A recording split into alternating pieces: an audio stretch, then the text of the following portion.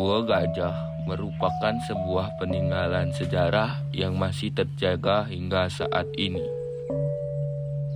Terdapat sebuah gua yang berisi ceruk-ceruk sebagai tempat bersemedi. Selain peninggalan ajaran Siwa, di tempat ini juga terdapat peninggalan dari ajaran Buddha. Menurut salah satu seorang penjaga di area Gua Gajah ini, Gua Gajah sempat berubah-ubah penamaannya dari masa ke masa.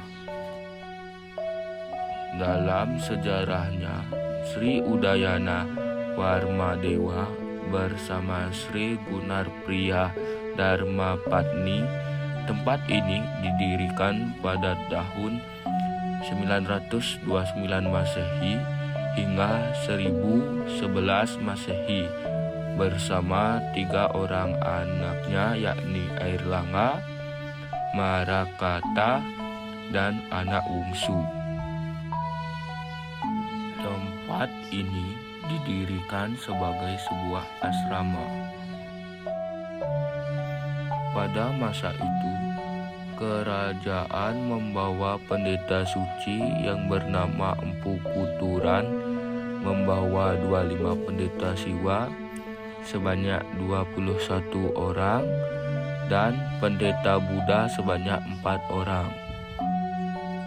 Dahulu, pada saat awal pendiriannya pada tahun 1343, setelah Bali ditaklukkan oleh kerajaan Majapahit, tempat ini kembali berubah nama dengan sebutan Buah Gajah atau Air Gajah.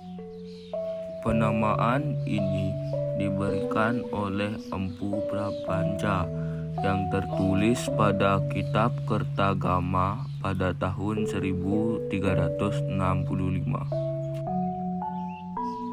Setelah hancurnya kerajaan Majapahit, tempat ini tidak terurus dikarenakan adanya bencana dan tampuk pemerintahan yang full jangka panjang hingga menyebabkan tempat ini tertutup semak belukar dan tanah.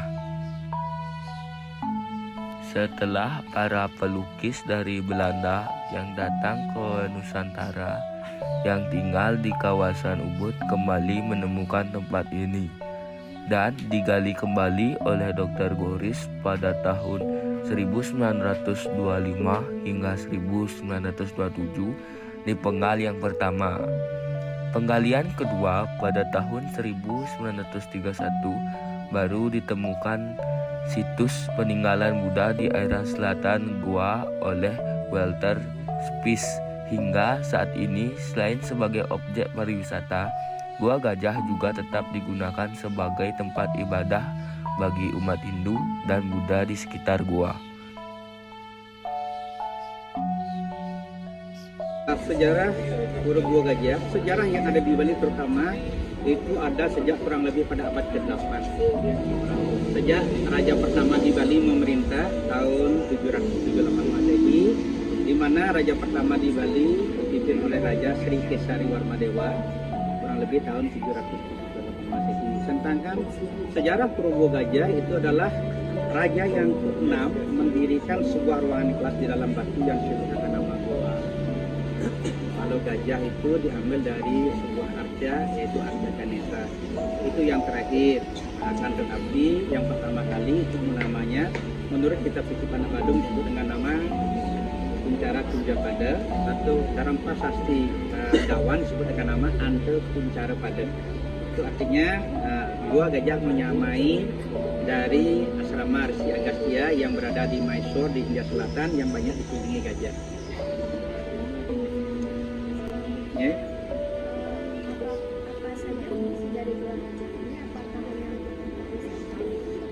Pada awalnya tempat ini adalah tempat semedi, tempat untuk merenungkan diri atau membuka hati nurani dan mata hati untuk mengetahui dirinya sendiri.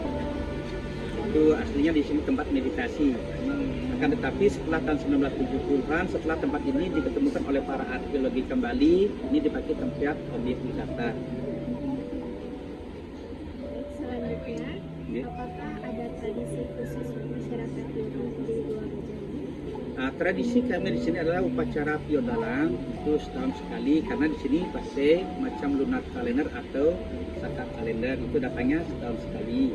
Kalau dipakai di tiga kalender itu kurang lebih 6 bulan sekali. Akan tetapi di sini dipakai setahun sekali bila bulan purnama di bulan September, kadang-kadang di bulan Oktober, karena kami pakai sase atau pakai di sini adalah saka kalender, itu setiap bulan purnama di bulan keempat di lunar kalender atau di saka kalender.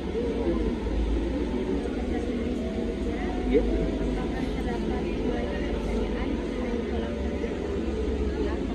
Kolam petirtaan itu aslinya arcanya adalah bidadara-bidadari, itu disebut dengan nama Sapta Gangga atau 7 aliran air suci dari Hindia yang disebut dengan nama Gangga, Yamuna, Sindhu, Saraswati, Narmada, Kosiki, dan Dharmaputra.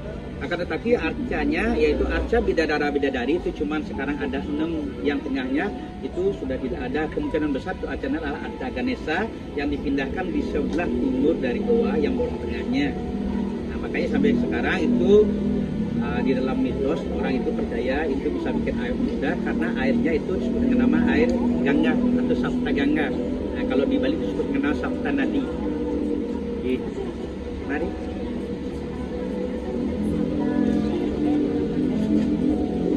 Oke.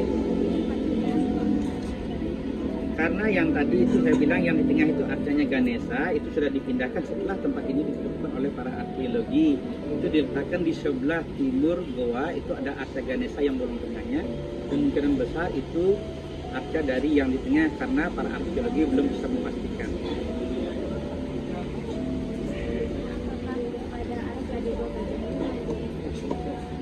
Semuanya arca yang di dalam pura yang namanya arca itu sudah ada diritualkan, disematkan atau dipuja beberapa roh halus atau roh suci yang disebut dengan nama Betara Betari.